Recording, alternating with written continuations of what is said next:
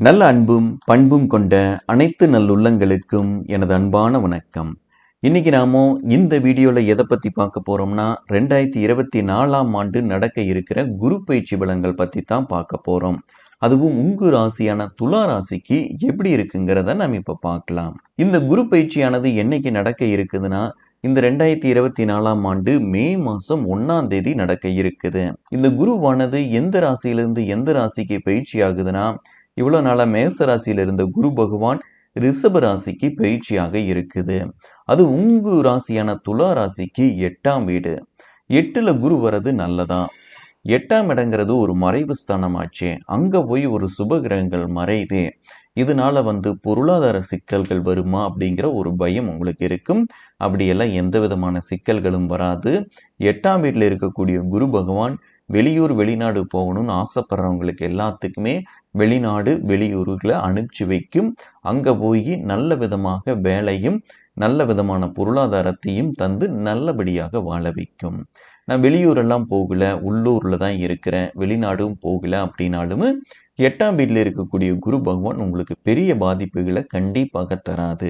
8ஆம் இடங்கிறது எதிர்பாராத அதிர்ஷ்டங்களையும் திடீர் தனவரவுகளையும் கொடுக்கக்கூடிய ஒரு இடம்தான்.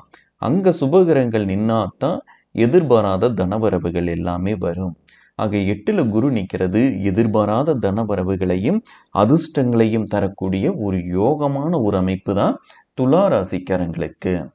8ல் குரு நிற்கிறது உங்களுடைய ஆயுள பலத்தை தரும். 8ஆம் இடத்துக்கு குரு வர்றது ரொம்ப ரொம்ப ஒரு சிறப்பான ஒரு அமைப்பு.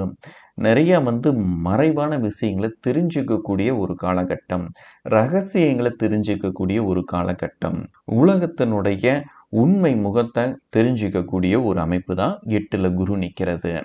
இந்த 8ஆம் வீட்டில் இருக்கக்கூடிய குரு பகவான் எந்தெந்த வீடுகளை பார்க்குது அப்படின்னா உங்க ராசிக்கு 12ஆம் வீட்டை பார்க்குது. உங்க ராசிக்கு 2ஆம் வீடான விருச்சிக வீட்டையும் ராசிக்கு 4ஆம் வீடான மகர வீட்டையும் பார்க்குது. பொதுவாக குரு பகவான் நின்ன இடத்தை விட பார்த்த இடத்துக்கு பலம் ஜாஸ்தி. அப்போ 12ஆம் வீட்டை குரு பகவான் பார்க்கறதுனால இதுவும் வெளிநாடு அமைப்புகளை நல்லபடியாக அமைச்சு தரக்கூடிய ஒரு அமைப்பு தான். அதே மாதிரி சுப விரயங்கள் ஏற்படும். ஒரு வண்டி வாகனங்கள் வாங்குறதுக்காக, ஒரு நிலம் வாங்குறதுக்காக, இல்லை வீடு கட்டுறதுக்காக, ஏதோ ஒன்றுக்காக நல்ல விஷயத்துக்காக செலவுகள் பண்ணக்கூடிய ஒரு காலகட்டம் தான். அதே மாதிரி 2ஆம் வீட்டை குரு பகவான் பார்க்கறது குடும்பத்தில் நல்ல ஒரு சந்தோஷம், குடும்பத்திலேயே நல்ல ஒரு நிம்மதி, சொன்ன வார்த்தையை காப்பாற்றக்கூடிய ஒரு அமைப்பு, இதெல்லாத்தையுமே 2ஆம் வீட்டை குரு பகவான் பார்க்கறதுனால ஏற்படுத்தி தரும். 4ஆம் வீட்டை குரு பகவான் பார்க்கறது படிக்கிற வயசில் இருக்கிறவங்களுக்கு படிப்பில் ரொம்பவுமே ஆர்வங்கள் ஏற்படும்.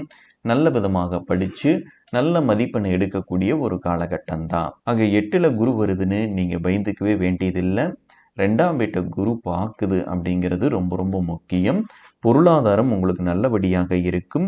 எதிர்பாராத தனவரவுகளை கொடுத்து உங்களை கஷ்டம் இல்லாமல் இந்த குரு பகவான் வச்சுக்குவார். வெளிநாடு போகிறவங்களுக்கு இது ரொம்ப ரொம்ப யோகமான ஒரு காலகட்டம். சரி, இது எல்லாமே ஒரு பொதுவான பலன்கள் தான். நீங்கள் உங்கள் ஜாதக ரீதியான பலன்கள் தெரிஞ்சுக்கணும்னு நினச்சிங்கன்னா கீழே இருக்கிற வாட்ஸ்அப் நம்பருக்கு ஃபோன் பண்ணி ஃபோன் மூலியமாகவே உங்கள் ஜாதக பலன்களை நீங்கள் தெரிஞ்சுக்கலாம். இந்த வீடியோ உங்களுக்கு பிடிச்சிருந்துச்சுன்னா லைக் பண்ணுங்கள், பிளானட் ஐகிஸ் சேனலை சப்ஸ்கிரைப் பண்ணுங்கள், மறக்காமல் பெல் ஐக்கான் கிளிக் பண்ணிடுங்க.